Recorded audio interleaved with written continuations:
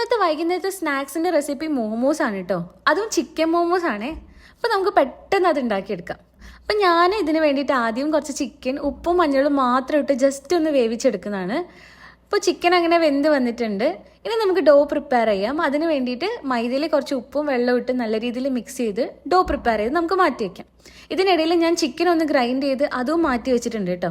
ഇനി നമുക്ക് ഫില്ലിങ്സ് ഉണ്ടാക്കാം. അതിന് വേണ്ടിയിട്ട് ഓയിൽ ചൂടാക്കിയിട്ട് അതിലേക്ക് ഉള്ളി, ഇഞ്ചി വെളുത്തുള്ളി പേസ്റ്റ്, ക്യാപ്സിക്കം കൂടെ ആഡ് ചെയ്ത് കുറച്ച് ഉപ്പും കൂടി ഇട്ട് ഒന്ന് സോട്ട് ചെയ്തെടുക്കാം.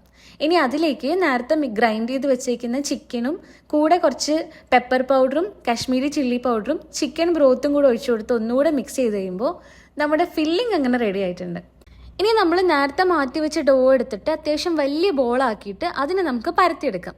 ഞാൻ അത്യാവശ്യം നല്ല രീതിയിൽ പരത്തിയെടുത്തിട്ട് ഒരു ചെറിയ മൂടിയോ എന്തെങ്കിലും വെച്ച് ഇതുപോലെ റൗണ്ടായി കട്ട് ചെയ്തെടുക്കാം.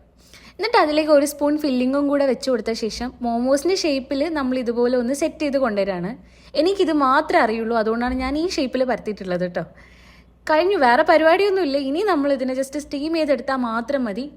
അങ്ങനെ നമ്മുടെ മോമോസ് ഇവിടെ റെഡി ആയിട്ടുണ്ട്. ഇനി അത് സോസിലും കൂടെ ഡിപ്പ് ചെയ്ത് ഇങ്ങനെ കഴിക്കുമ്പോൾ അടിപൊളിയാണ് കേട്ടോ. എല്ലാവരും ട്രൈ ചെയ്ത് നോക്കൂ.